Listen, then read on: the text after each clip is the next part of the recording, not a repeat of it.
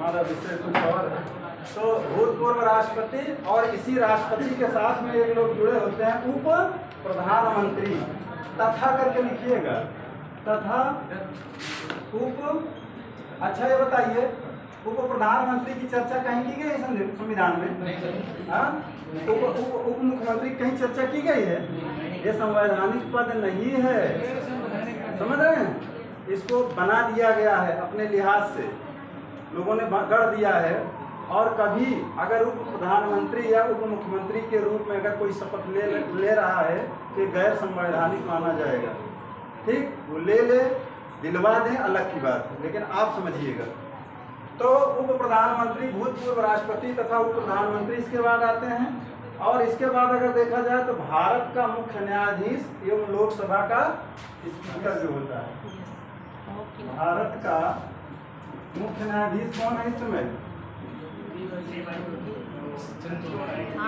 न्यायाधीश तथा इसी के समकक्ष होता है लोकसभा अध्यक्ष। अफसर का वेतन जल्दी जल्दी बता दीजिए आप लोग। ये कितने हो गए? 5 लाख। उपराष्ट्रपति 4 लाख। वेरी गुड, क्या बात है। प्रधानमंत्री तो घटता बढ़ता रहता है अपने हिसाब से। हाँ, 2.5 लाख के आसपास पा जाते हैं पूरा सब मिलाकर दिए। हाँ, छोड़िए उनको, इनको भी वही सब सुविधाएं मिलती हैं, इनको छोड़ दीजिए। मुख्य न्यायाधीश तो जानते ही हैं। राज्यपाल का बताइए। 240 है, कंफर्म करके बताओ। 2.5 लाख के ऊपर ही होगा हमारा। हाँ, अभी कुछ संशोधन हुआ है ना भाई, हम लोग जो पढ़े थे तो ये बहुत कम पाते थे। मुख्य न्यायाधीश 1 लाख पाता है। लोकसभा अध्यक्ष हमें लगता है 140 है। हाँ, सर्च कर दीजिएगा। 1 लाख। अगर आपसे पूछा जाए कि जो सुप्रीम कोर्ट का मुख्य न्यायाधीश है, देख लीजिए अभी सबको बता दें लेटेस्ट। अगर भारत का मुख्य न्यायाधीश 1 लाख पाता है, अन्य न्यायाधीश कितना पाते हैं? बोलो जल्दी से। 90,000। हाई कोर्ट का मुख्य न्यायाधीश, हाई कोर्ट का चीफ जस्टिस कितना पाता है? हाँ, 2.25 नहीं भाई, 1 लाख रुपया तो यही पाते हैं मुख्य न्यायाधीश भारत के, और 90,000 अन्य पाते हैं। टोटल 31 है ना, 20 अन्य न्यायाधीश, 1 मुख्य न्यायाधीश, टोटल 31 है।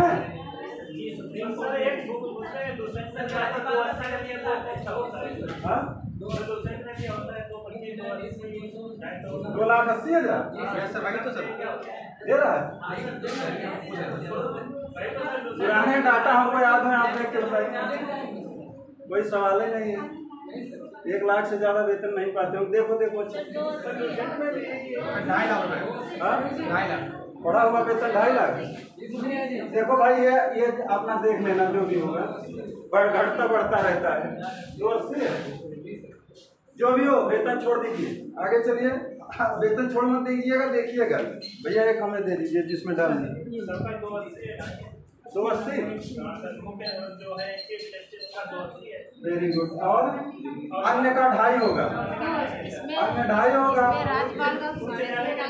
उच्च न्यायालय का जो मुख्य न्यायाधीश होगा वो 2.5 पाता होगा, और अन्य जो है 2.25 पाते होंगे। ऐसे है। हम लोगों के समय में क्या था? 1 लाख, फिर 90 और 90 प्लस 80, इस तरह का वही याद है। तो चलिए, कोई बात नहीं। और इलेक्शन कमीशन से संबंधित कौन सा सवाल था? हाँ, चुनाव खर्च। भारत में अगर दिया क्या होता है? इलेक्शन कमीशन होता है, चुनाव आयोग होता है ना, तो उसने जो है धन बल को रोकने के लिए उसने क्या किया? एक निश्चित राशि निर्धारित कर दी है कि आप इससे ज्यादा पैसा खर्च नहीं कर सकते चुनाव में।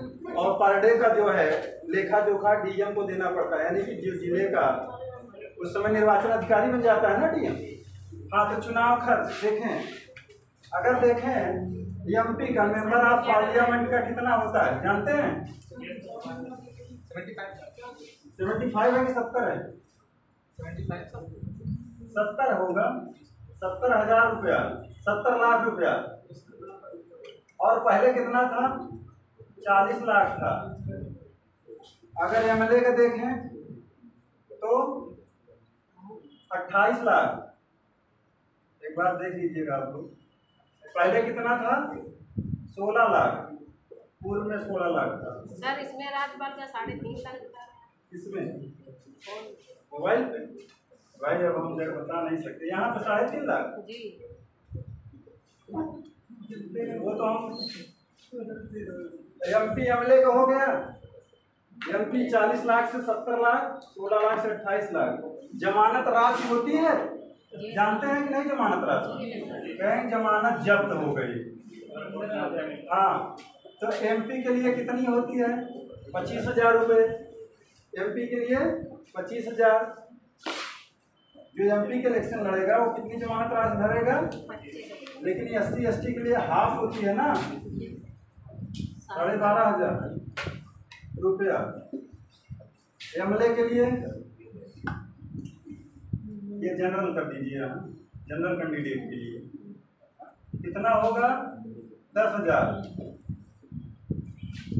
बीच में संशोधन नहीं हुआ होगा तो सही होगा ये हमारा। और इसके लिए SC ST के लिए 5,000 होगा। चलिए छोड़िए, जमानत राशि हो गई। कुछ समितियां आई थी इस बीच में। PCS में एक बार पूछा गया था, 2-3 समिति के नाम जान लीजिए। एक पूछा जाता है तारकुंडे समिति किससे संबंधित हैं? कोई बताएगा? अरे चुनाव से तो बहुत सारी समितियां बनी। इसका संबंध था मताधिकार की आयु। मताधिकार की आयु पहले कितनी थी? 21 वर्ष से घटाकर 18 वर्ष कर दिया गया। इसी समिति की सिफारिश के आधार पर 18 वर्ष कर दिया गया। इस समिति के आधार पर बहुत बार पूछा गया है, तारकुंडे समिति के आधार पर। और ये कौन सा संविधान संशोधन था?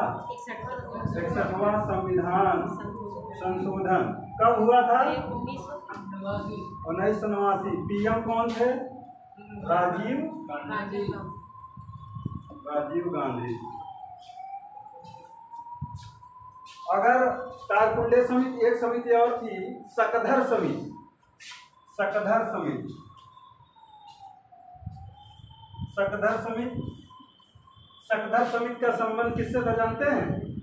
मतदान पहचान पत्र जारी हुआ है।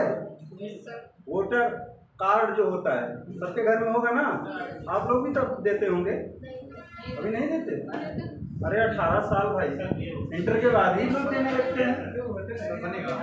तो जो मतदान TN सेशन का नाम सुने हो?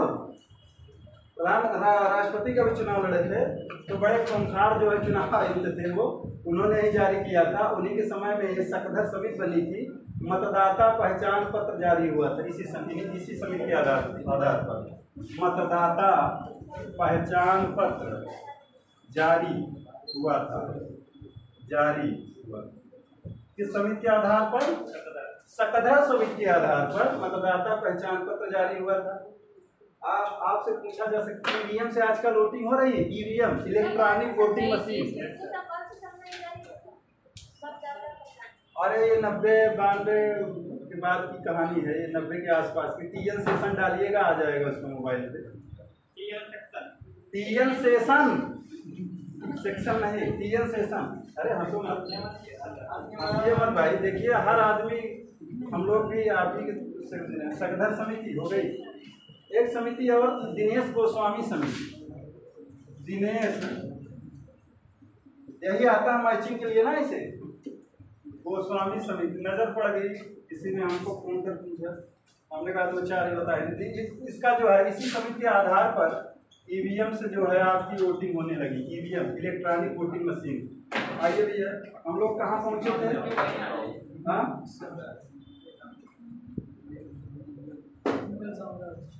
मुगल नहीं यार, हमको पढ़ाने को लाइन से।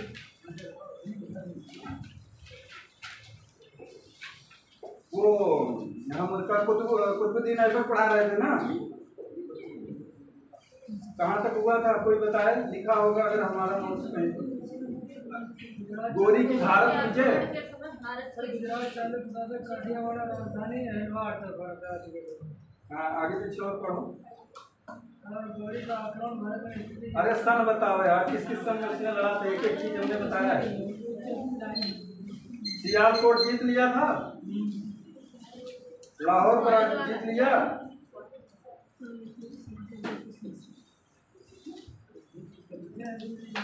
हेडिंग क्या डलवाया था बताओ तो हम पकड़ लेंगे। गोरी के आक्रमण के समय भारत की स्थिति, हाँ हाँ चलो ठीक, पकड़ लिया। बुंदेलखंड तक हुआ। हाँ बुंदेलखंड तक पहुँच गए थे। बुंदेलखंड के चंदेल। अरे वो सर जी आपने लास्ट में बताया था नहीं, वो गोरा बादल वाला कुछ आपने कब बताया? अच्छा गोरा बादल वो है आला उधर वाला, वो बताया था। तो ये सब हो गया था। अनिलवाड़ विजय, मुनराज दुजी वगैरह, दिल्ली अजमेर चौहान विजय हो गई थी। अरे बताइए नहीं कहाँ से स्टार्ट? नारायण के युद्ध हो गया कि नहीं? हाँ? चलो एक बार पूना से बहुत सारे नए लोग हैं। तो गोरी की अगर देखा जाए, हमने बताया कि मोहम्मद गोरी के आक्रमण का कारण क्या था। पहला कारण महत्वाकांक्षा थी, भारत का राज्य विस्तार करना। गोरी का आक्रमण का उद्देश्य भी लिखा चुके हैं, गोरी का आक्रमण भारत में स्थिति भी आप लिखा चुके हैं। हाँ कहाँ तक लिखा है? इसी में बता रहे थे सर आप इसमें पंजाब व गजनवी खुसरो शाह मलिक लाहौर की राजधानी बनाए। फिर आप लिखा है चौहान व उत्तर भारत में चौहान शासक कुछ स्थानों में हुआ।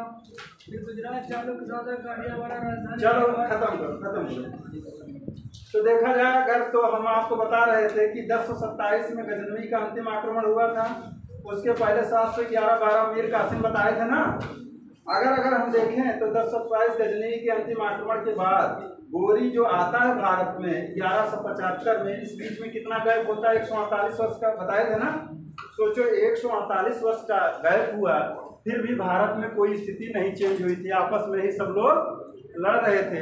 किसी विदेशी सत्ता, ये चल रहा है नहीं, किसी विदेशी सत्ता से लड़ने की कोई रणनीति नहीं थी। ना एक क्षेत्र राज्य के रूप बिता दें के रूप में ये लोग जो है एकत्रित हो पाए थे। और इसी बीच जब गोरी आता है, ये दो भाइयों की कहानी हमने बताया था, गयासुद्दीन और मोहम्मद गोरी। और पश्चिम की तरफ जो है गयासुद्दीन फारिजमों से लोहा ले रहा है, उत्तर की तरफ का उत्तरदायित्व किसको दे देता है? शिहाबुद्दीन मोहम्मद बिन साम यानी गोरी को। तो वो जो है सबसे पहले भारत की वही स्थिति थी जो मीर कासिम गजनवी के समय थी, जब इसका आक्रमण होता है। और भारत अब भी राजनीतिक दृष्टि से विभक्त रहा। कुछ राजपूत शक्तिशाली जरूर थे, लेकिन राज्य विस्तार की प्रतिस्पर्धा एवं वंशानुगत जो युद्ध होता था इन लोगों के बीच में, आज भी वह जारी रहा। अगर देखें तो भारत की उत्तरी पश्चिमी सीमा पर सिंध, मुल्तान और पंजाब में आज भी मुस्लिम राज्य थे। ये हमने आपको बताया था पिछले जो भी पीरियड था हमारा पिछला। और उस मुसलमानी राज्य में सिंध में सुम्र जाति के सियार शासक थे, ठीक है ना, लिखे होंगे कुछ लोग। और मुल्तान में करमाथी सिया थे, पंजाब में गजनवी थे, जिस तुर्कों से पराजित होकर भारत भाग आए थे। पंजाब में खुसरो मलिक, जिसका काम कौन करता है? मोहम्मद गोरी। खुसरो शाह ने लाहौर को राजधानी बनाई थी, ये बात हमने लिखवा दी थी आपको। खुसरो शाह, अगर आपसे सवाल किया जाए खुसरो शाह या मलिक, कहीं किताब में मिलेगा या मलिक, ये जो है गजनवी वंश का अंतिम शासक कौन था? कौन था? खुसरो शाह या खुसरो मलिक था, जिसका अंत कौन करता है? मोहम्मद गोरी। अब देखिए, इसको पूरी तरह से अंत करने के लिए वह पंजाब पर आक्रमण करता है। कौन? मोहम्मद गोरी। जिस तुर्कों से पराजित होकर यह भारत भाग आया, यानी खुसरो शाह, और लाहौर को अपनी राजधानी बना लिया। ये यही भारत भाग आया था और लाहौर को अपनी राजधानी बनाकर यहीं पर शासन कर रहा था। गजनवी की ऑलरेडी यहाँ शासन रहा है, सबको जीत ही चुका था। इसके पहले हमने आपको बताया है सब कुछ कहानी पूरी। और जो है लाहौर को राजधानी बनाया। अब इसी बीच देखिए कुछ चौहानों की बात कर ले हम। चौहानों ने कुछ स्थानों को जीतने में सफलता पाई थी, किंतु भारत को एकीकृत नहीं कर पाए थे। जैसे पृथ्वीराज चौहान तृतीय की बात हम कर रहे हैं। पृथ्वीराज चौहान, इस नाम के बहुत सारे राजा हुए हैं, लेकिन जो इनसे लड़ा है वो कौन था? तीसरा चौहान। पृथ्वीराज चौहान, इसी को क्या कहा जाता है? राय पिथौरा, राय पिथौरा के नाम से जाना जाता है। और यह देखिए, इसके एक रिलेटिव थे आपके यहीं कन्नौज, बगल में कन्नौज था, इनके एक रिलेटिव थे जयचंद्र, उनसे ये जो है पंगा मोल लिए थे, उनकी बेटी का अपहरण करके। संयोगिता की कहानी आप जानते होंगे, बताने की जरूरत नहीं। इधर चंदेल, इधर देखें अगर कालिंजर पर चंदेलों की जो कहानी आपको हमने बताई थी, आधा उधर परमर्दी देव या परमल देव, उनको भी ये नाराज कर चुके थे। उधर अगर गुजरात में देखें हम चालुक्यों को, उनसे भी इनकी प्रतिस्पर्धा चल रही थी। हालांकि दिल्ली और अजमेर पर उस समय ये निर्बाध रूप से शासन कर रहे थे, काफी सशक्त थे। अगर चाहते तो भारत को एक छत्र ये मतलब एक छतरी के नीचे ला सकते थे, लेकिन ऐसा ये नहीं कर पाए। आपस में ही लड़ते रहे और बीच में गजनवी के बाद किसका आक्रमण होता है? मोहम्मद गोरी का। अब देखिए, राय पिथौरा उर्फ राय पिथौरा राज विस्तार के कारण सभी उनके शत्रु बन गए।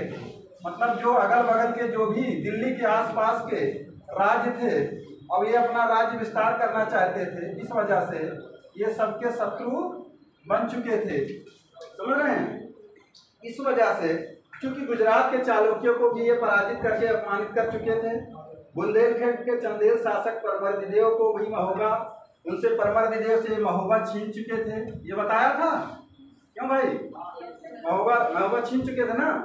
हाँ, और इस तरह से कन्नौज के गढ़वाल जयचंद्र की पुत्री संयोगिता का इन्होंने अपहरण करके उनसे भी जो है शत्रुता मोल ली थी। अगर देखा जाए तो निसंदेह पृथ्वीराज तृतीय एक महान सेनानायक और साहसी योद्धा था, किंतु वह दूरदर्शी नहीं था। क्या नहीं था? दूरदर्शी नहीं था। अगर दूरदर्शी होता तो इन राजाओं का कोई एक संघ बना सकता था विदेशी शक्तियों के विरुद्ध, लेकिन वह दूरदर्शी नहीं था। किंतु दूरदर्शिता के अभाव के कारण तुर्कों के विरुद्ध इन सभी की सहायता नहीं प्राप्त कर सका। किनकी नहीं?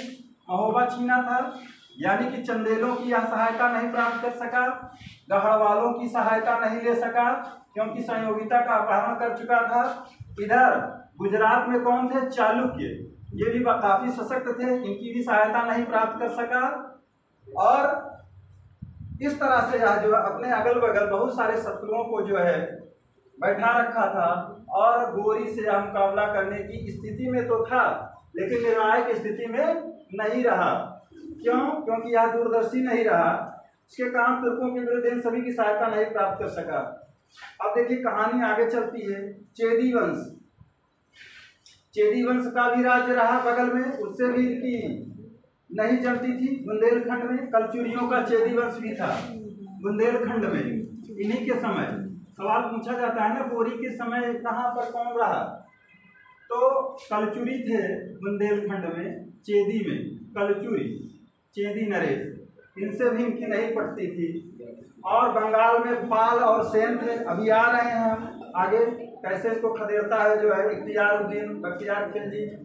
बंगाल में पाल और सेन थे। दक्षिण भारत और उत्तर भारत की राजनीति में दूर दूर का मतलब गायब था। अगर देखा जाए दक्षिण भारत में यहाँ के लोग उत्तर भारत की राजनीति से उदासीन रहते थे, कहने का मतलब। और जो भी विदेशी आक्रांता आए हैं, वो भारत का कौन सा क्षेत्र ज्यादा संक्रमित रहा? उनसे उत्तर भारत। कौन सा क्षेत्र? उत्तर भारत। भाई, इधर पाकिस्तान भी तो हमारा ही पार्ट था। जब ये लोग एंट्री करते थे तो हमारा पश्चिमोत्तर, उत्तर या पश्चिमोत्तर भारत जो है इनके संक्रमण, इनके अधीन हो जाता था। अब देखिए, दक्षिण भारत उत्तर भारत की राजनीति में दूर दूर का गायब होता था। सामाजिक दृष्टि से भारत में भेदभाव भी रहा। चुपचाप पहले से भी मुसलमान घुस आए थे, आपको हमने बताया था। इसके पहले अरबों का आक्रमण बताया था, तुर्कों में गजनवी का आक्रमण हमने बताया था। बहुत सारे जो है मुसलमान पहले से ही भारत में आकर बैठ चुके थे। और ये जो है जो भी आक्रांता आते थे तो धार्मिक रूप से ये क्या करते थे? उनके लिए जल स्रोत का काम करते थे।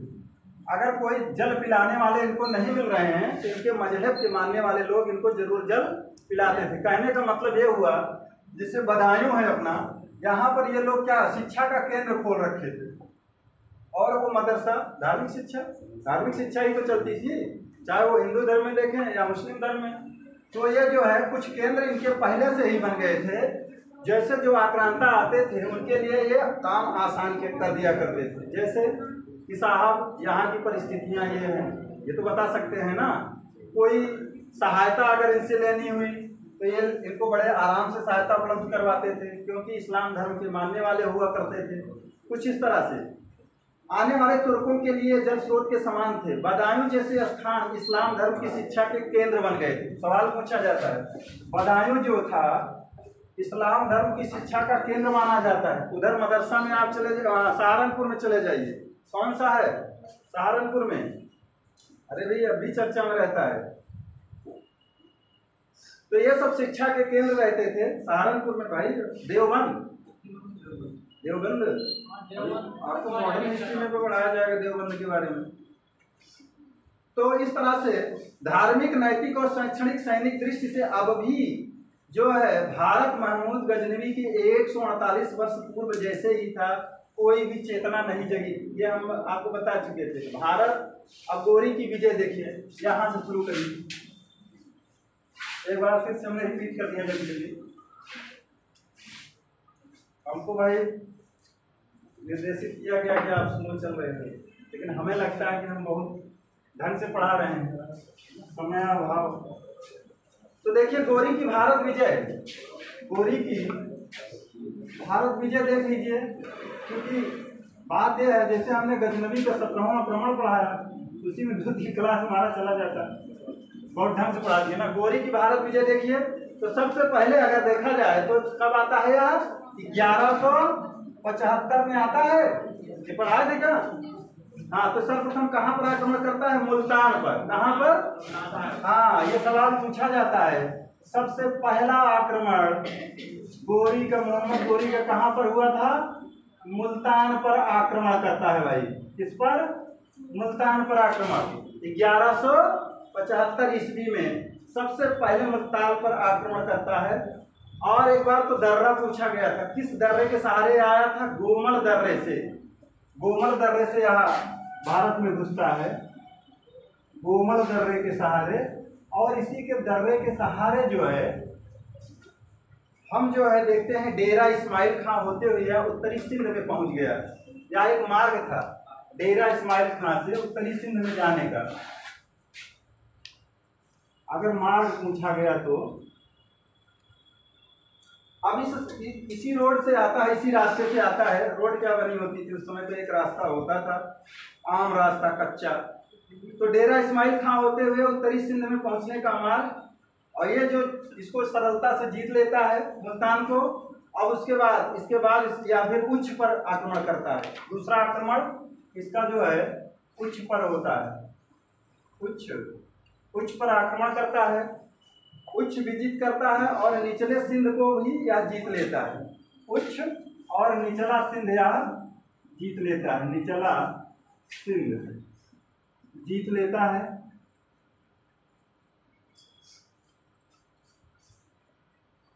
उच्च की विजय हुई। तीसरा 1178 पर यह गुजरात पर आक्रमण करता है। 1178 गुजरात आक्रमण, इससे थोड़ा क्लियर रहेगा ना, क्रम से चलने में मजा आता है। गुजरात पर आक्रमण करता है 1178, गुजरात पर आक्रमण किया, किंतु वहां का शासक कौन था? चालुक्य मूलराज, और उसकी विधवा मां नायिका देवी थी। यहाँ इनको बहुत मुंह की खानी पड़ती है। यहाँ पर चालुक्य नरेश, चालुक्य शासक कौन है?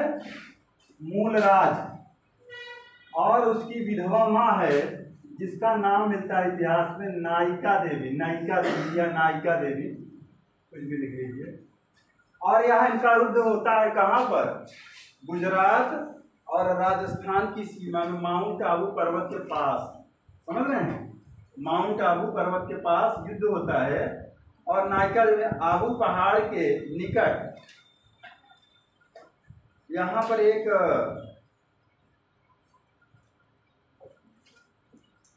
कायद्रा नामक एक स्थान होता है, आबू पहाड़ के निकट। आबू पहाड़, हाँ, अरे जाने दीजिए तो नहीं जाने। ये पर्टिकुलर स्थान होता है, यहीं पर ये मूलराज इनको हरा देता है। गोरी की भारत में पहली पराजय पूछा जाता है, समझ रहे हो? गोरी की भारत में प्रथम बार पराजित, गोरी की भारत में प्रथम पराजय हुई 1178 में मूलराज के द्वारा। मूलराज ये कौन सा कैसा शासक था? चालुक्य शासक था। और इसकी राजधानी कहाँ थी? अनहिलवाड़। यह भारत में गोरी की पहली पराजय थी भाई। आबू पहाड़ के पास कायाग्रा नामक स्थान पर पराजित हुआ गोरी। गोरी 3 बार हारा है अपने जीवन में, ठीक। ये पहली पराजय है। दूसरी पराजय उसको कहाँ मिलती है? तराइन के प्रथम युद्ध में। तीसरी पराजय हाँ वो अंधकुद में अपने क्षेत्र में हारता है ख्वारिज्मों से, मध्य एशिया में जब वो लड़ाई करता रहता है। और चौथी बार वो खोखरों द्वारा मार ही दिया जाता है। तो 3 युद्ध वो हारता है अपने जीवन में। और इस तरह से देखिए, अब गोरी ने अपने आक्रमण का मार्ग बदल दिया भाई। कह रहा गुजरात की तरफ नहीं, अब हम उधर ही रहेंगे जो आज का पाकिस्तान है। और वह पंजाब की ओर मोड़ा, जहां गजनवी वंश के निकम्मे शासक खुसरो मलिक ने उसका विरोध तो किया किंतु परास्त हुआ। अब अगले मिशन में वह अपने आक्रमण को मोड़ देता है। आक्रमण को मोड़कर किधर ले जाता है? पंजाब की तरफ। और पंजाब में उस समय कौन शासक था? अंतिम गजनवी शासक, निकम्मा शासक कह सकते हैं, गजनवी शासक खुसरो मलिक, जिसकी अभी हमने चर्चा की। खुसरो मलिक या खुसरो शाह था। यह जो है इसका प्रतिरोध करता है गोरी का, लेकिन अंततः यह हार जाता है। अंततः हार जाता है और इसकी खूब आवा भगत करता है। अंततः हार जाता है, आवा भगत करता है, बहुत सारे गिफ्ट देता है। कहता है मुझे ज्ञान बख्शा है, जाओ मैं आपको जो है हर जाना या नजराना देता रहूंगा। खुसरो मलिक उसका विरोध तो किया किंतु परास्त हुआ। 1179 में आइए देखिए, कहने का मतलब वो हार जाता है तो किधर मुड़कर चला जाता है? पंजाब विजय करता है, वहां से धन धान में लूट कर फिर से चला जाता है। अब देखिए 1179 की चर्चा हम कर लेते हैं। 1179 में गोरी ने क्या जीता? पेशावर की विजय किया। 1179 पेशावर विजय। पेशावर तो समझ रहे हैं ना, कहाँ पर है?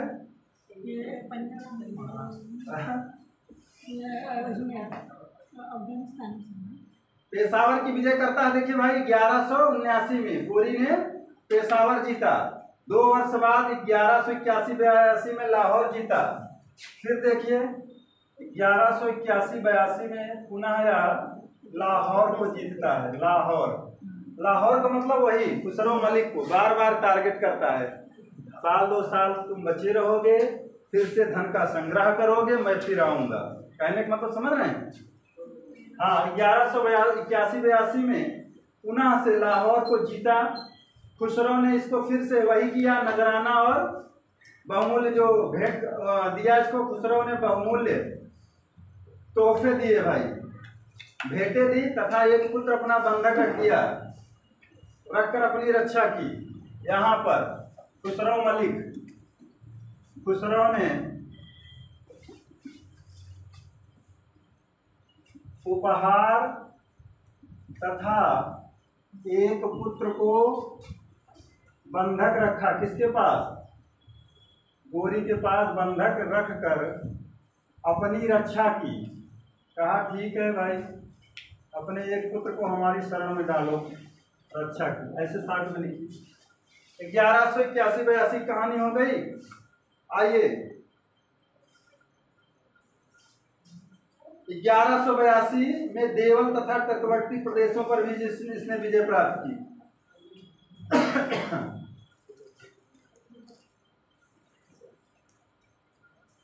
उसी तरफ घूमता रहा गोरी, जो है लाहौर के आसपास घूमता रहा और लाहौर 1182 में लाहौर जीतता है और ये भेंट स्वीकार करता है। एक पुत्र को अपनी रक्षा में रखता है, अपने गिरफ्त में रखता है फिर से इसने देवल तथा तटवर्ती प्रदेशों पर विजय प्राप्त की। 1182 में ही, ऐसे डाल लीजिए, 1182 में देवल विजय, देवल तथा तटवर्ती प्रदेशों की विजय करता है। तटवर्ती प्रदेशों की विजय। अब धीरे धीरे आनंद आएगा, घबराइए नहीं, कुछ बुद्धि नजर के बाद। देवल तथा तटवर्ती प्रदेशों की विजय 1182 में ही करता है। 1184 में पुनः यह लाहौर कूच करता है और इसको पूरी तरह से नष्ट कर देता है। 1184 पुनः लाहौर कूच, रास्ते में ही पड़ता था ना, पुनः लाहौर कूच किया, पूरी तरह से नष्ट कर दिया, पूरी तरह नष्ट कर दिया, नष्ट कर दिया इसको, मतलब पूरा उछल पुछल कर दिया। अगला देखिए 85, बहुत सारे युद्ध लड़ा है, तो जो इम्पोर्टेंट है वो देख लीजिए। सियालकोट को जीता, 1185 सियालकोट विजय। सियालकोट, यही स्ट्राइक करने जा रहा है भारत। सियालकोट विजय, बालाकोट के बाद सियालकोट। बालाकोट स्ट्राइक हुई थी, कब हुई थी? पुलवामा अटैक के बाद। अभी फिर से अटैक किए हैं ना वहाँ कुछ उग्रवादी संगठन। तालिबान हमला किए हैं।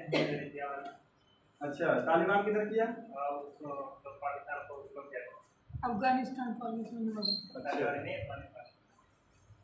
तो अभी ये हो रहा है कि हो सकता है सियालकोट पर जो है भारत स्ट्राइक कर सकता है, कुछ योजनाएं बना रहा होगा। फिर वापस लौट गया। देखिए, खुसरो मलिक ने खोखरों के साथ मिलकर सियालकोट जीतना चाहा किंतु असफल रहा। अब सियालकोट में देखिए, इसने हुसैन बिन खारमेल को दुर्ग का अधिकारी बनाकर यह वापस लौट गया। हुसैन बिन खारमेल, सियालकोट के दुर्ग का हुसैन बिन खरमेल को दुर्ग का रक्षक, दुर्ग सौंप कर कहाँ लौट गया? गजनी गौर प्रदेश लौट गया, सौंप कर वापस लौट गया। कौन? गोरी भाई लौट गया। आगे देखो 85 हो गया। अब देखिए, इसी बीच में जो है खुसरो ने जब यह सियालकोट जीत रहा था, तो ये खुसरो जो है सियालकोट पर भी वही थे, खुसरो मलिक लाहौर पर भी वही थे। तो खुसरो मलिक जो है खोखर जनजाति थी, वहाँ की बड़ी लड़ाकू हुआ करती थी, उनसे उन्होंने सहयोग लिया और फिर से सियालकोट को जीतना चाहा। खुसरो मलिक, ऐसा लिख सकते हो, खुसरो मलिक खोखरों की सहयोग से, अगर पूछा जाए कि जो है किसके सहयोग से असफल प्रयास किया था सियालकोट को जीतने के लिए, खुसरो मलिक खोखरों के सहयोग से जीतना चाहा। किसको? सियालकोट को जीतना चाहा, लेकिन क्या रहा? असफल रहा। अपनी भाषा में लिख लीजिए, हम पूरा नहीं लिखते भाई। असफल रहा कहने का मतलब हुसैन बिन खारमेल दुर्ग की रक्षा कर रहा था और हुसैन बिन खारमेल को सियालकोट सौंप कर गोरी वापस चला गया था। खुसरो मलिक खोखरों के सहयोग से सियालकोट को एक बार जीतना चाहा, लेकिन वह असफल रहा। एक एक लाइन में भी पढ़ा हो तब भी बहुत टाइम चला जाता है। अब देखिए 1186 गोरी ने पुनः लाहौर पर आक्रमण किया। 1186 गोरी का पुनः लाहौर आक्रमण, अब इनको नहीं छोड़ेगा, पुनः लाहौर आक्रमण। और इस बार आक्रमण किया तो किसको बंदी बना लिया? खुसरो मलिक को। कहा कि बहुत हो गया, अब तुम चलो हमारी कैद में। खुसरो ने आक्रमण किया और छल से खुसरो को कैद कर लिया। इसी आक्रमण के कारण के समय छल से खुसरो मलिक को, खुसरो कौन था? अंतिम गजनवी वंश का अंतिम, हाँ, खुसरो मलिक को इसने क्या किया? छल से खुसरो मलिक को कैद कर लिया। कहा आओ बच्चा, अब हम तुम्हें छोड़ेंगे नहीं।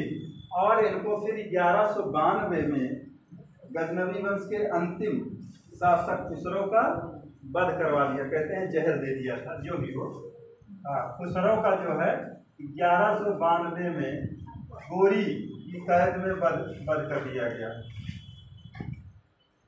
कैद में बंद कर दिया गया। बंद किया गया, कुछ लोग कहते हैं विष देकर, कुछ लोग कहते हैं तलवार के बल पर।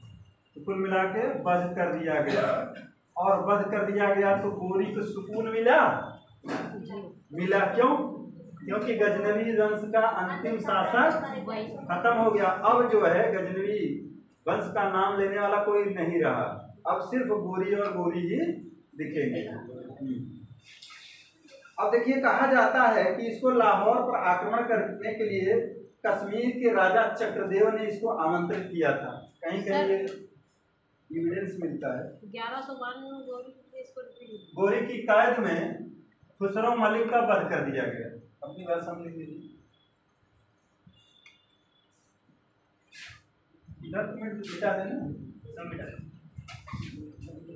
जैसे हम बोलते रहते हैं तो आप लिखते रहा करिए ना, पूरी बातें तो हम लिख नहीं सकते हैं, हालांकि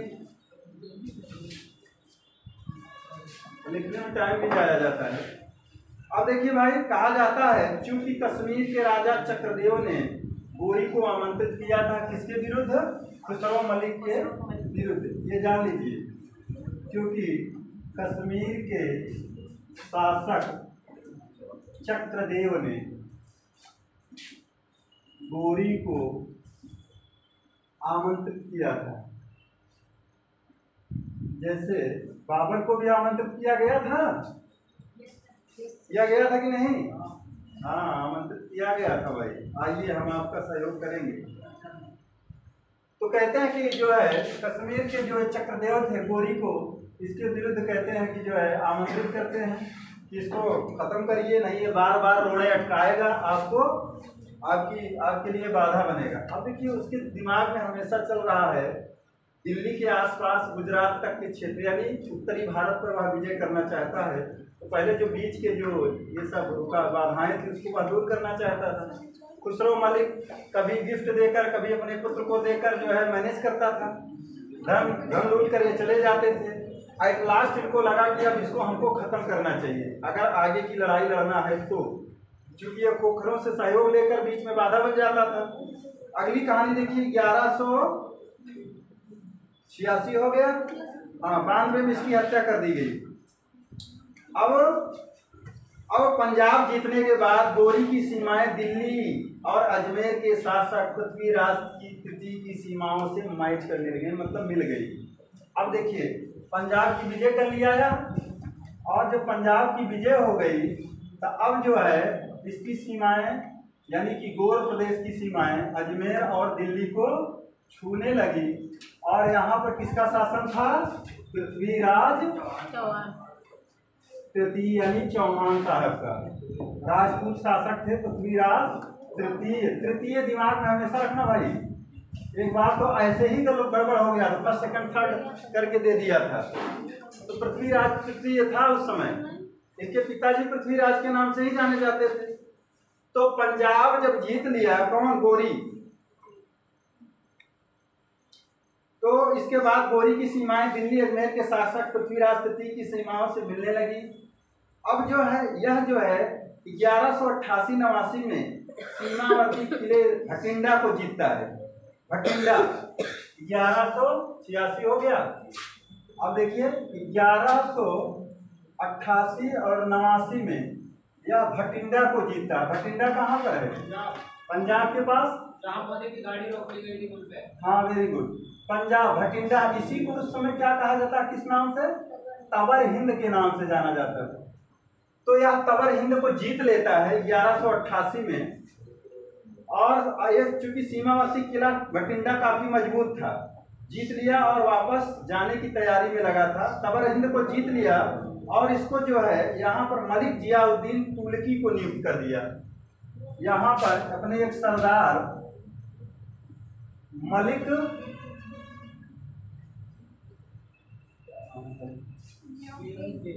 जियाउद्दीन तुगलकी, मलिक जियाउद्दीन, इसका नाम था मलिक जियाउद्दीन तुगलकी। अब जो है तुगलकी को जो है ये जो है तबर हिंद का जो किला था, यानी कि तबर हिंद, इसको सौंप कर ये कह रहा है कि अब हम जा रहे हैं भाई।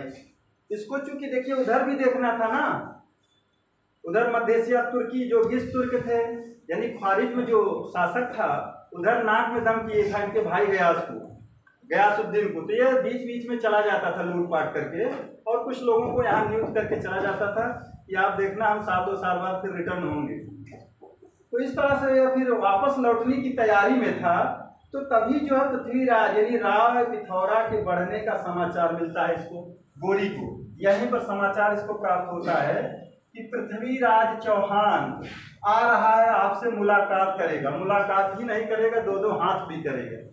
तो इसको ये पृथ्वीराज तृतीय यानी चौहान साहब की बारे में जानकारी मिलती है। चौहान साहब को यह खटक भी रहा था कि अब इसकी सीमाएं हमारे राज्य से टच कर रही हैं, आज नहीं तो कल ये हमसे इसका लोहा लेना पड़ेगा।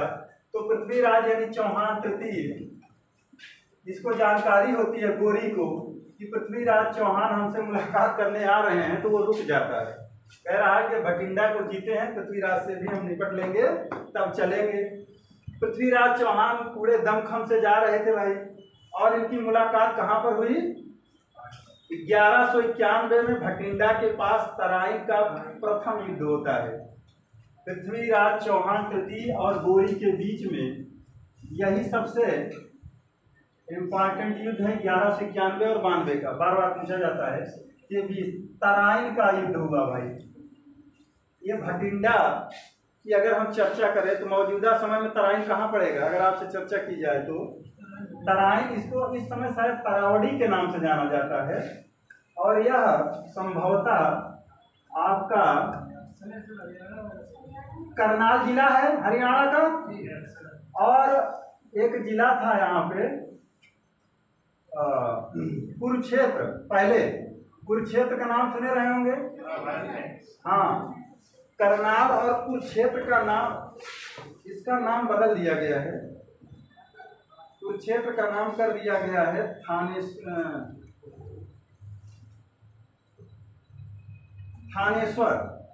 थानेश्वर के बीच में स्थित है भाई ये करनाल और थानेश्वर, यानी भटिंडा के पास। भटिंडा ज्यादा चर्चित स्थान है आज भी। करनाल और कुरुक्षेत्र का अब इस समय नाम है थानेश्वर। क्या नाम है? वही कुरुक्षेत्र भाई। तो इसी के बीच में तराइन पड़ता है। बात समझ रहे हो? भटिंडा के पास अगर हम पूछें कि दिल्ली से इसकी दूरी लगभग 113-14 किलोमीटर है। दिल्ली के ऊपर हरियाणा पंजाब पड़ता है, भारत वाला पंजाब, तो वहीं पे पड़ता है तराइन। और 1191 में इनकी मुलाकात हो जाती है पृथ्वीराज चौहान और गोरी की। घमासान युद्ध होता है, और गोरी को जो है यहाँ पर एक थे खांडे राय, बदमसा रावल और खांडे राय, इनको जो है आप समझिए कि उम्र ही से छोड़ा था, घायल कर दिया था, और फिर इनको पीठ दिखाकर गोरी को भागना पड़ा। और पृथ्वीराज चौहान चाहते तो उस समय निपट लेते, आर पार कर लिए होते, बताया जाता है। लेकिन इन्होंने कहा कि नहीं, हम राजपूत हैं, हम भागते हुए व्यक्ति के पीठ पर वार नहीं करते हैं। जैसे उसमें नहीं, पद्मावत फिल्म में दिखाया गया है, पीठ पर वार कर देता है कौन? अरे कौन हिजड़ा था उसका? मालिक काफूर। फिल्म में तो यही दिखाया गया, इतिहास कुछ और दूसरी तरह से लिखा गया है। कुल मिला के हार हुई उनकी चाहे जैसे। तो पृथ्वीराज चौहान कहते हैं कि जाओ बच्चा, फिर आओगे तो फिर मुलाकात करेंगे हम तुमसे। और इस तरह से जो है भारत में पहली बार गोरी की प्रथम हार होती है भारत, द्वितीय हार। प्रथम हार मूलराज से हारा था, द्वितीय बार कब पराजित होता है? चौहान से। ठीक, ये सब बातें दिमाग में रखना अगर बड़े एग्जाम देने मूड में है तो। अब देखिए, भटिंडा के पास तराइन का प्रथम युद्ध होता है, गोरी की दूसरी पराजय होती है, और पृथ्वीराज भटिंडा किले को 13 माह पश्चात जीत लेता है। ये जो भटिंडा के किले पर किसको रखे गए थे? जियाउद्दीन तुर्की को। तो भटिंडा के किले पर किसका अधिकार हो जाता है? 13 माह पश्चात पृथ्वीराज चौहान का। भटिंडा भी जीत लेते हैं, और इस तरह से देखिए अब यह भाग कर चला जाता है, बहुत आत्मग्लानि से भर जाता है। कौन? मोहम्मद गोरी। और यह विधिवत तैयारी करता है, कह रहा कि इस बार चलेंगे तो हम असफल होकर नहीं लौटेंगे। यही खूबी थी इन जो विदेशी आक्रांता आते थे, ये हार नहीं मानते थे और इनकी कमजोर कड़ी को वो पहचानते थे कि ये लोग आपस में लड़ रहे हैं, लड़ने झगड़ने दीजिए, तब तक हम पूरी तरह से तैयार हो लेंगे, तब चलेंगे दोबारा इनसे मिलने। अब देखिए 1191 भटिंडा के पास तराइन का प्रथम युद्ध हो जाता है, गोरी की दूसरी पराजय होती है। पृथ्वीराज भटिंडा किले को 13 माह पश्चात जीत लेते हैं। चूंकि मलिक जियाउद्दीन बड़ी दृढ़ता से इसकी रक्षा कर रहा था, इसलिए इनको 13 माह लगता है तबर हिंद को जीतने में, क्योंकि मलिक जियाउद्दीन था ना वहाँ पे और इसके दृढ़ किलों को बहुत ढंग से जो है रक्षा करने में जुटा था। हालांकि ये जो है 13 माह पश्चात जीत लेते हैं। और फिर देखिए दूसरी बार जो है ये गोरी अपनी पराजय तथा अपमान का बदला लेने के लिए 1 वर्ष की तैयारी करता है और 1 वर्ष तैयारी करने के बाद फिर से वह जो है 1192 में फिर वहीं मिलता है। कहाँ? तराइन का द्वितीय युद्ध। तराइन का प्रथम युद्ध है ये भाई, तराइन का प्रथम युद्ध लिख ले रहे हो कि ढंग से लिखा करें? हाँ, प्रथम युद्ध तराइन का। अच्छा बताओ, तराइन में और कोई युद्ध हुआ था क्या? हाँ, कहीं कहीं मिलता है कि तराइन में एक और युद्ध हुआ था, इल्तुतमिश जो है एल्दौज और कुबाचा के बीच में 1115 और 16 में।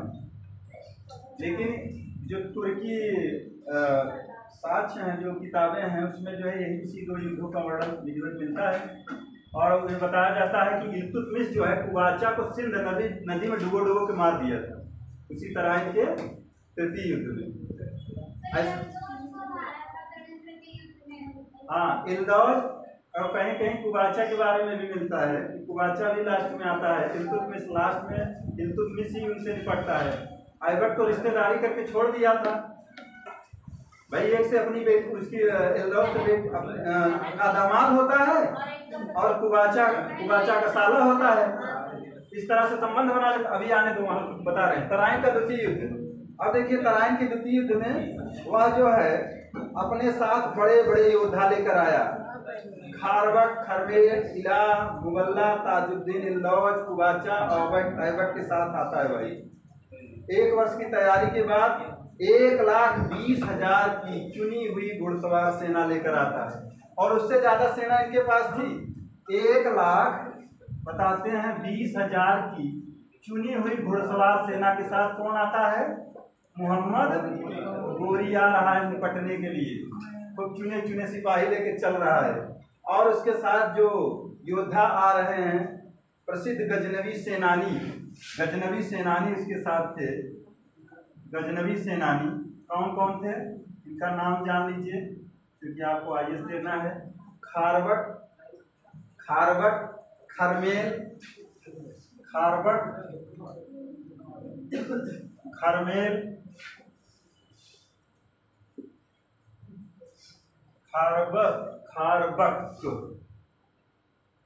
खरमेल एक गजनवी सेनानी थे जो इसके साथ आ रहे हैं युद्ध करने। खारबक, खरमेल, इलाह,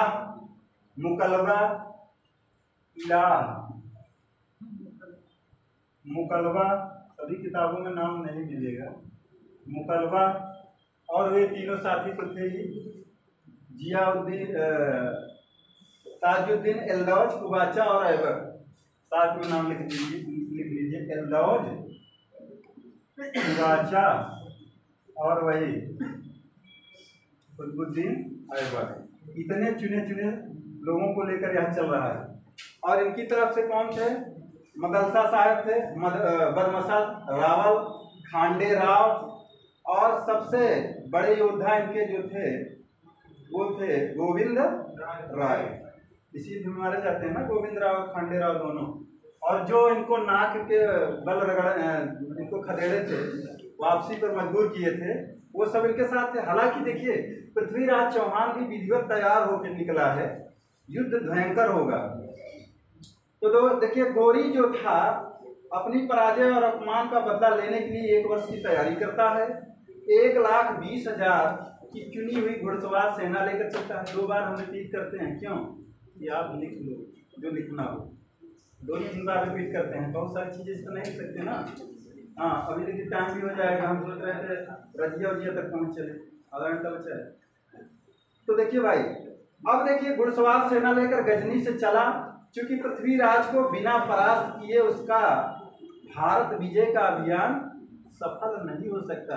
हाँ, कहने का मतलब ये हुआ कि अब जो है वह पंजाब, लाहौर, अगल बगल के क्षेत्रों पर कब्जा कर चुका था और भटिंडा यहाँ खो चुका था और दूसरी पराजय वह झेलने की स्थिति में नहीं था। वह बहुत अपने आप से आत्मग्लानि से भरा था और पूरी फुल तैयारी के साथ वह चलता है और जानता था कि अगर हम पृथ्वीराज को नहीं हरा पाए तो आगे की राह हमारे लिए कठिन ही है। बीच में पृथ्वीराज खड़े हैं। अब दिल्ली से इधर जाओगे, गुजरात नीचे है ना, राजस्थान गुजरात वगैरह, इधर बुंदेलखंड आने के लिए पहले तो आप इनसे निपट लो। राजस्थान यानी अजमेर और दिल्ली में तो इन्हीं का प्रभुत्व था। तो इस तरह से वह जो है चुने हुए अपने सेना नायकों के साथ चलता है। क्योंकि पृथ्वीराज बिना पृथ्वीराज को परास्त किए हुए उसका भारत विजय अभियान आगे नहीं बढ़ सकता था। इसलिए लाहौर पहुंचकर गोरी ने संदेश भेजा कि सुनो पृथ्वीराज, कोई बात नहीं, तुम अगर डर रहे हो तुम इस्लाम धर्म स्वीकार कर लो बच्चा, और क्या कर लो, मेरी अधीनता स्वीकार कर लो, संधि कर लिया जाए, कहीं ये परेशान। लेकिन पृथ्वीराज चौहान बड़े स्वाभिमानी थे, ये उल्टा कहलवा कर भेजे, ये आओगे तो इधर बरसेगा सिर पे तुम्हारे नागरा अजमेर वाला।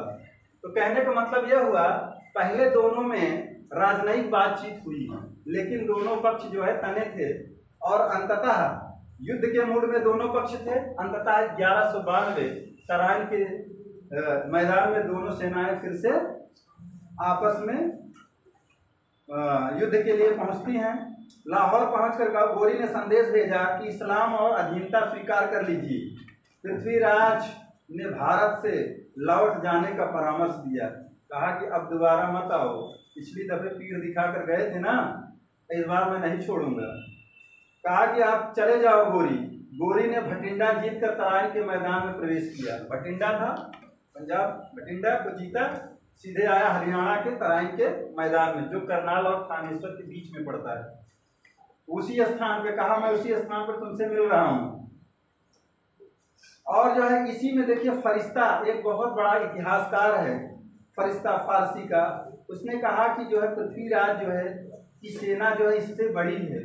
फरिश्ता अपना जो है साक्ष्य प्रस्तुत कर रहा है, वर्णन दे रहा है इस युद्ध का, कह रहा है कि जो पृथ्वीराज की सेना है गोरी की सेना से बहुत बड़ी है और उसमें भी ऐसे ऐसे महान महान सेनानी थे जिसमें वह चर्चा करता है कि ये जो है इसके साथ में जो इसके अधीनस्थ सामंत थे और तमाम सहायक हिंदू राजाओं का इसने एक संघ बनाया था। जानता था कि दोबारा गोरी आएगा तो ढंग से आएगा। और बताता है फरिश्ता कि इनके पास 5 लाख घुड़सवार सेना, इतनी अब लगभग 5 लाख गुना ज्यादा ये हैसियत से जा रहे हैं और अपने ही धरती पर युद्ध भी करने जा रहे हैं।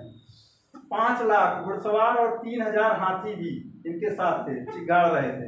तराइन का द्वितीय युद्ध 1192 में लड़ा गया, किंतु सजगता और श्रेष्ठ युद्ध प्रणाली ने विजय किसकी हुई? गोरी की विजय होती है। वह बहुत सजग होता है और श्रेष्ठ उसका जो रण कौशल होता है इनसे काफी श्रेष्ठ होता है। भाई ऐसे छोटी सी सेना लेके तो आया था बाबर भी, 10,000 सेना विजय सेना के कारण ही इसकी जो गोरी की विजय हुई, हाँ, उसकी सजगता और श्रेष्ठ रण कौशल लिख सकते हो। क्या लिख सकते हो? सजगता और श्रेष्ठ रण कौशल। देखिए मेरी बात तो सुनिए, उसमें होता क्या था? बंद कर दीजिए भैया।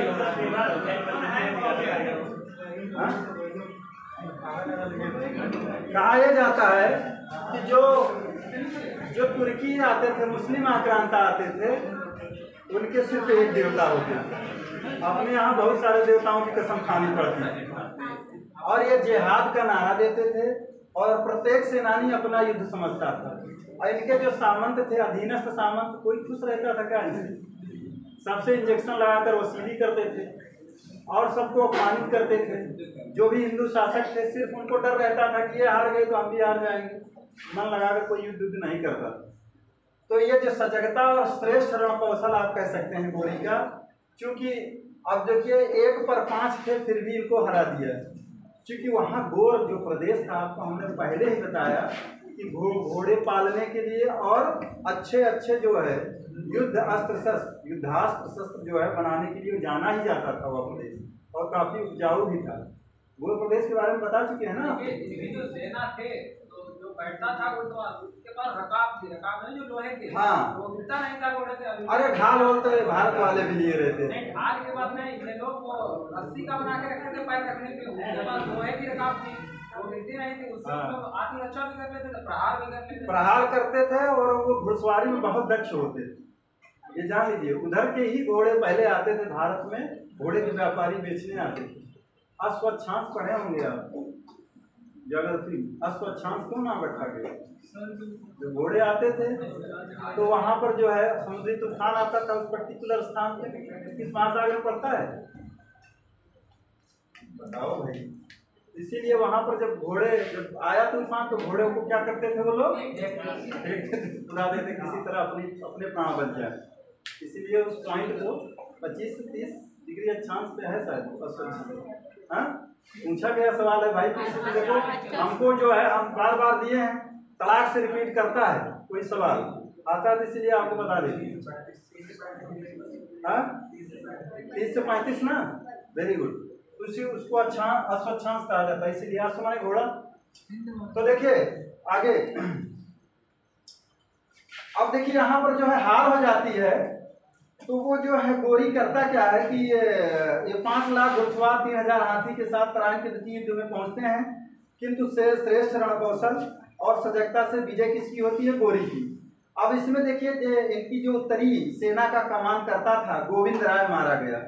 बहुत बड़े योद्धा इनके जो है मारे गए, और ये बताया जाता है कि एक समय में तो ये युद्ध जीतने की स्थिति में थे, लेकिन कोई तीर लग गई या कोई इस तरह से बताते हैं कि घटना हुई कि इनको जो है भागना पड़ा घोड़े पर बैठकर, लेकिन इनको दौड़ाकर पकड़ लिया गया सुरसती के पास। अब गोविंद राय मारा जाता है इसी युद्ध में। उत्तरी सेना का कमान करता गोविंद राय, जान लीजिए गोविंद राय के बारे में। यह जो है दिल्ली के क्षेत्र को देखता था, बाद में जो है इसी के लड़के को दिल्ली की कमान सौंप देता है। गोरी दूरदर्शी था ना, वो जानता था कि हमको आना है जाना है, और पृथ्वीराज के बेटे को अजमेर सौंपता है। पहले कहानी सुनिए। गोविंद राय तराइन के द्वितीय युद्ध में मारा गया भाई गोविंद राय, क्योंकि बहुत बड़ा योद्धा था। और पृथ्वीराज घोड़े पर बैठ पर भागा, किंतु सुरसती यानी सिरसा हरियाणा के निकट पकड़ लिया गया। पृथ्वीराज जो है घोड़े पर बैठकर भागे, घोड़े पर, अब ये बैठकर भाग रहे हैं, इनको वह नहीं बख्श रहा है, बैठकर भागे, और वह बैठकर भागा था तो ये बख्श दिए थे, किंतु कहाँ पकड़े गए? सुरसती स्थान है, यानी अब इसका नाम हो गया है सिरसा। सिरसा ये कहाँ पड़ता है? हरियाणा में। हरियाणा में युद्ध हो ही रहा था। सिरसा हरियाणा में इनको पकड़ लिया गया, हरियाणा में पकड़े गए। अब यहाँ इसके बाद से जो है तमाम सारे विद्वानों का अलग अलग मत है कि इनको पकड़कर वह गजनी ले जाता है घसीटते हुए। कुछ लोग कहते हैं नहीं, अपने उनकी अधीनता स्वीकार कर लेते हैं, इनको छोड़ देता है कि जाओ आप शासक बने रहो। कुछ दिन बाद ये विद्रोह कर देते हैं, यहाँ तक कि पृथ्वीराज के कुछ सिक्कों पर मोहम्मद बिन शाम लिखा हुआ साक्ष्य भी मिलता है, आप लोग पढ़े होंगे। इसलिए कहा जाता है कि उसकी अधीनता में इन्होंने कुछ दिन शासन किया, फिर विद्रोह किए, विद्रोह की वजह से इनको फिर से जो है पकड़कर जो है वह दंडित कर देता है, यानी कि इनकी रद्द करवा देता है। जो भी हो, एक हसन निजामी साहब हैं, उन्हीं का जो है तर्क ज़्यादा मतलब लोगों को मान्य है तो ये पकड़े गए और कैद हो गए। हसन निजामी, इनकी किताब लिख लीजिए ताजुल मासिर। हसन निजामी की पुस्तक का नाम है ताज उल मासिर या ताजुल मासिर, जो भी लिख लीजिए। और ये अरबी में लिखा कैसे जाता है? ताज उल मासिर, ऐसे लिखा जाता है ना? हाँ, जानते सब लोग। ताजुल मासिर में एक वर्णन करता है, कहता है कि पृथ्वीराज गोरी के साथ अजमेर गया। ये कह रहे हैं कि तराई के युद्ध में जब हार गए तो दोनों लोग कहाँ गए? अजमेर गए। गोरी के साथ अजमेर गया, गोरी की अधीनता स्वीकार कर ली, परंतु जब उसने विद्रोह किया तो मृत्युदंड दे दिया गया। कौन ये कह रहा है? हसन निजामी। इनके तर्क को ज्यादा सारे इतिहासकार मान्यता प्रदान करते हैं। चूंकि पृथ्वीराज के कुछ सिक्कों के उल्टी तरफ श्री मोहम्मद शाम लिखा पाया गया है। आप ये कह रहे हैं चूंकि पृथ्वीराज के कुछ सिक्कों के उल्टी तरफ, यानी टेल पर, उल्टी तरफ का मतलब क्या हुआ? हेड पर नहीं, टेल पर उल्टी तरफ मोहम्मद बिन शाम लिखा हुआ पाया गया है। आपसे पूछा जाएगा कि किस आधार पर सर आप ये कह रहे हैं कि वह अधीनता में रहकर राज्य किया था? तो इतिहासकारों ने कहा कि पृथ्वीराज के कुछ सिक्कों पर उल्टी तरफ मोहम्मद बिन शाम लिखा हुआ प्राप्त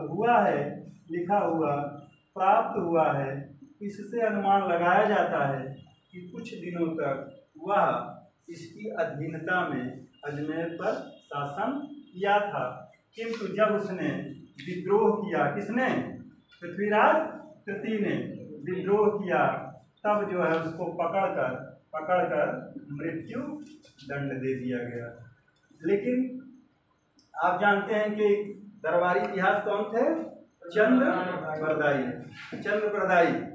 चंद्रप्रदायी का जो ग्रंथ है, क्या नाम है? पृथ्वीराज रासो, जिसमें उन्होंने 4 राजपूतों के माउंट आबू पर जन्म लेने की चर्चा भी करते हैं।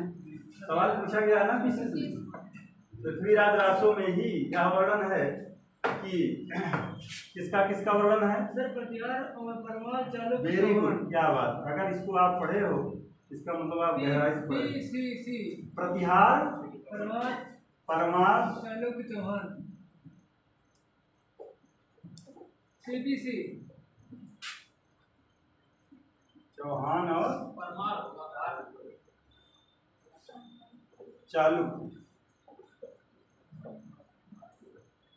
इसमें सोलंकी किसको कहा जाता है?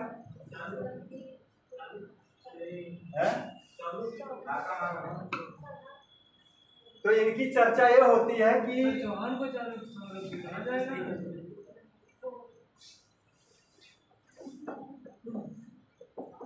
सोलंकी किसको कहा जाता है?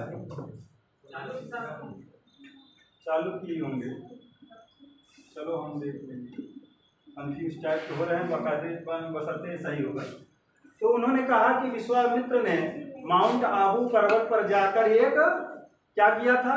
यज्ञ किया था। और यज्ञ किया, कहा कि अग्निदेव ऐसे योद्धाओं को हमें जरूरत है जो हमारी इस पृथ्वी, इस धरा की रक्षा कर सके, भारत भूमि की।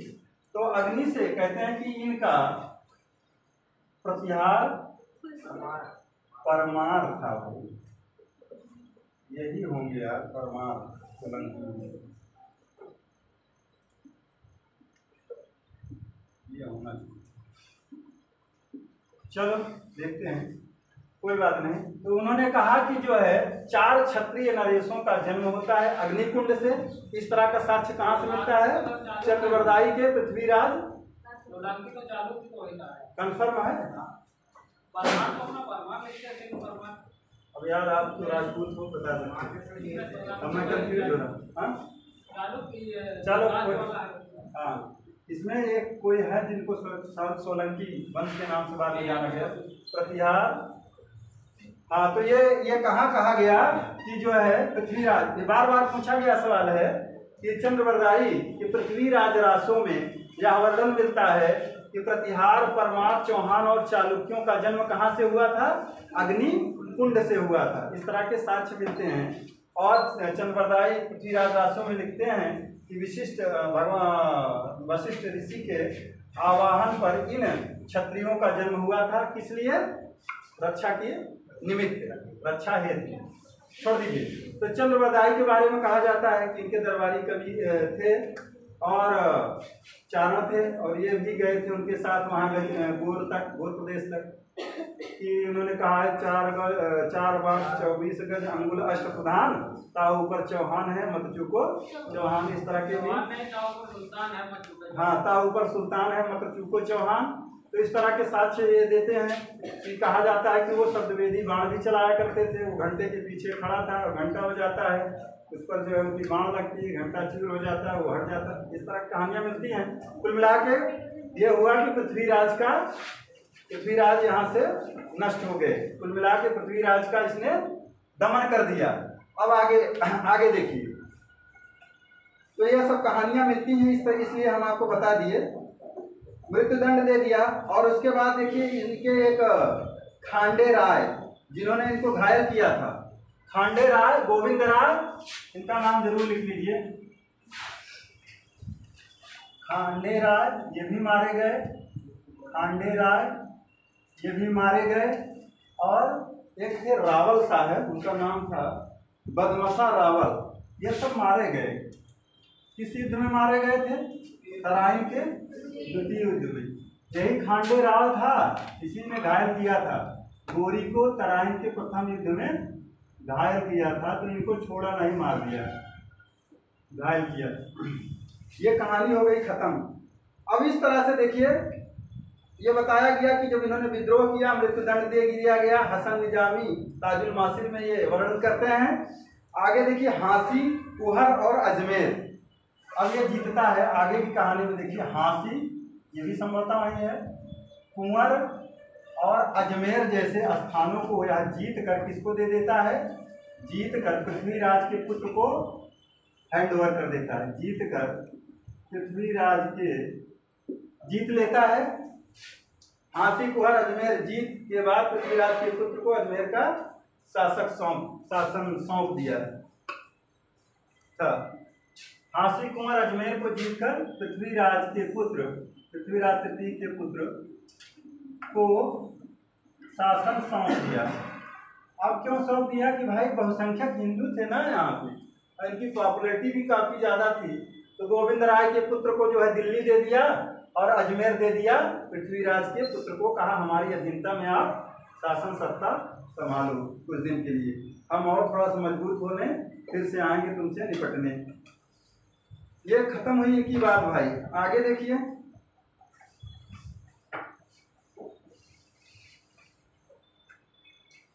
अब इसके बाद वह दिल्ली जीतता है। दिल्ली को जीता। आपसे सवाल किया जा सकता है कि अंतिम हिंदू राजा दिल्ली का कौन था? यही पृथ्वीराज चौहान थे। और फिर कौन सा ऐसा हिंदू शासक था जिसने दिल्ली को कुछ दिनों के लिए कब्जे में रखा? हेमू। फिर वो हार जाता है अकबर से। उसके बाद फिर दिल्ली हाथ नहीं जाती, फिर दिल्ली हाथ आती है कब? पंडित जवाहरलाल नेहरू के नेतृत्व में 1947 के। तत्पश्चात दिल्ली जीता। विजित प्रदेश कुतुबुद्दीन ऐबक ने ऐबक को सौंप कर वह भारत से वापस लौट गया। इसके बाद जो है ये इन स्थानों को जीता। इसके बाद वह दिल्ली जीतता है। आज ढंग से चला नहीं।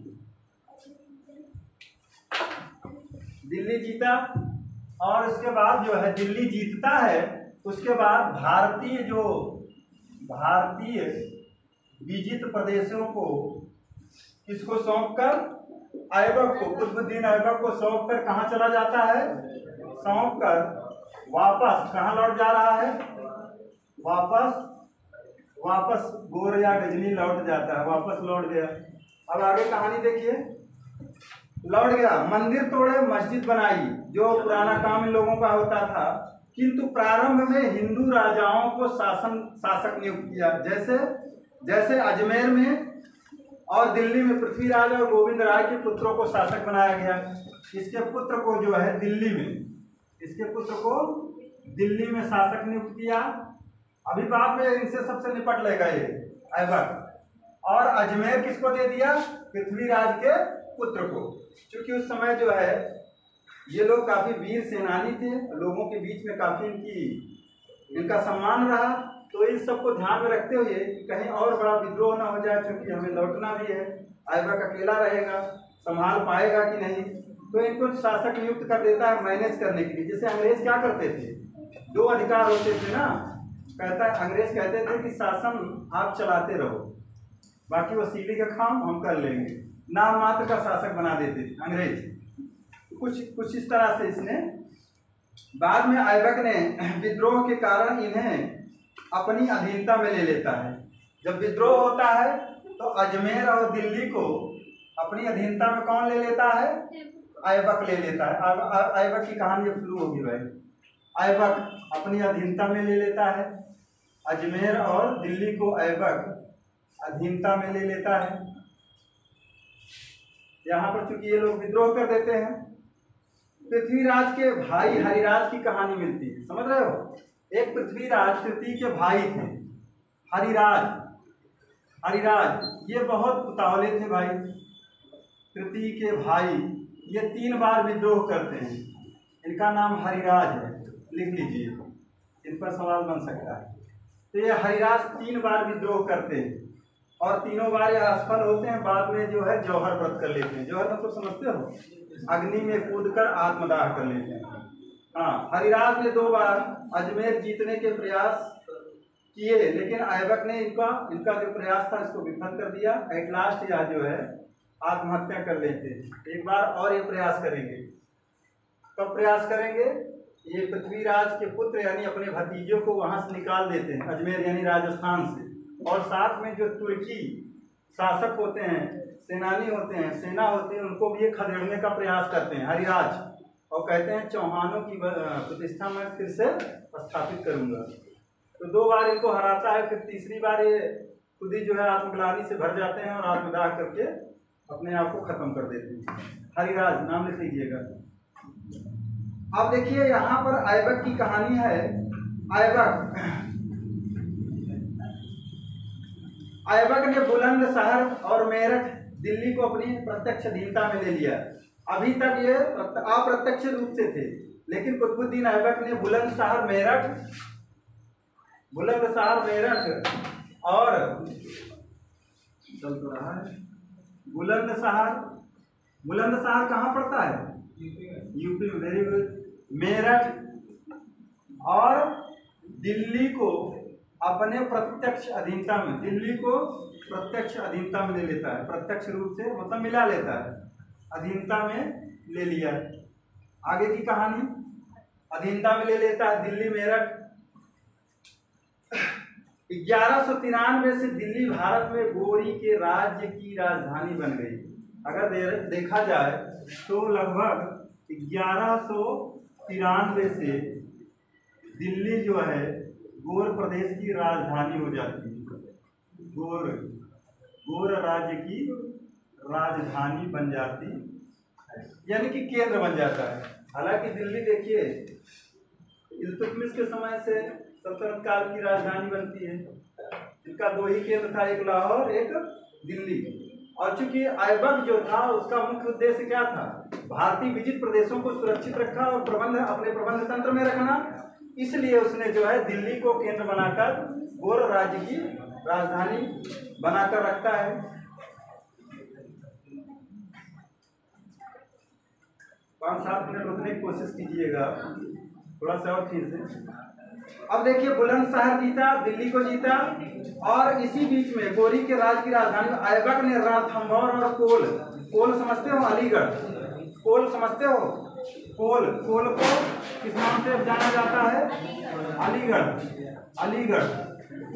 इसको भी वह जीत लिया। कोल मतलब अलीगढ़। और चंदावत पे तो खत्म कर लेने दीजिए, अभी 2-3 मिनट तो है ही, हाँ खत्म हो जाएगा। रणथंभौर और अलीगढ़ को जीत लिया। रणथंभौर और अलीगढ़ को वह जीत लिया भाई। रणथंभौर और अलीगढ़ को किसने जीता? ऐबक ने, आपके दिमाग में क्रम वाइज नहीं रहेगा। जब भी सवाल आएंगे आप सोच नहीं पाएंगे, गलत हो जाएगा। नहीं इतने सारे युद्ध हम क्यों बताएं, बहुत जल्दी से संघार करके आगे चले जाएं। अब देखिए 1194 में गोरी का पुनः आक्रमण हो रहा है। 1194 अब यहाँ पर कौन सा युद्ध होगा? चंदावड़ का युद्ध 1194। अभी तो एक कहने का मतलब पृथ्वीराज की तरह ही एक सशक्त राजा जयचंद्र, गढ़वाल जयचंद्र अभी बाकी है। अब जो है उसका मिशन होता है किधर? कन्नौज की तरफ। 1194 गोरी कन्नौज विजय हेतु आया और जयचंद्र को यहाँ भी हराया भी। 1194 कन्नौज विजय कैसे करता है? ये कन्नौज विजय में कौन होता है? कन्नौज में कौन से राजा थे? गढ़वाल वंशी राजा जयचंद्र थे। बताया जाता है कि ये दोनों लोगों में रिश्तेदारी भी थी, लेकिन पता नहीं कैसे जो है पुत्री का ही अपहरण कर लिया संयोगिता का। तो 1194 कन्नौज विजय हेतु आया, जयचंद्र को हराया। कन्नौज और इटावा के बीच में चंदावर पड़ता है भाई। ये जो चंदावर स्थान है, कन्नौज तो समझ रहे हो ना, आपके बगल में है। और इटावा के बीच में जो है ये चंदावर नामक स्थान था। यहीं पर चंदावर का युद्ध होता है और इस युद्ध में किसकी विजय होती है? विजय जिसकी होनी थी यानी गोरी की विजय होती है। और जयचंद्र हार ही नहीं जाते, मारे भी जाते, छोड़ता नहीं था। ये हमारे लिए सिरदर्द बनेंगे। हाँ, गोरी विजित हुआ, जयचंद्र मारा गया। अब बताते हैं जयचंद्र की आंख में तीर लगने से वो हाथी से नीचे गिर पड़ा और जब नीचे गिर गया तो इसकी सेना में भगदड़ मच गई। अदरवाइज जयचंद्र इनको हरा देता। हाँ, पूरा युद्ध जीत चुका था। एट लास्ट इसकी आंख में जो है तीर लगने की वजह से समस्या बन गई। एक तो ये लोग हाथी पे सवार होकर युद्ध करते थे,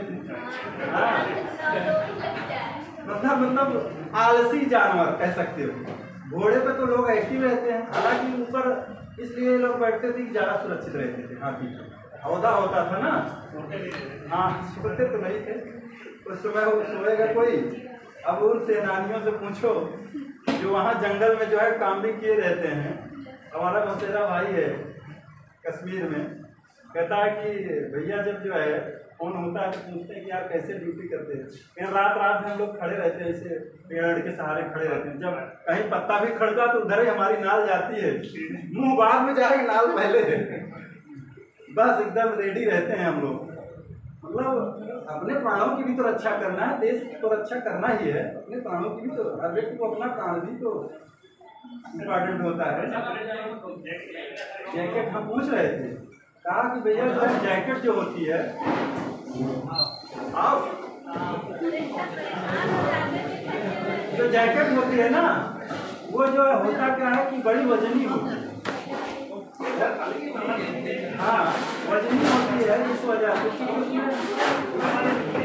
हाँ कुछ जो है इसलिए वो लोग नहीं पहनते।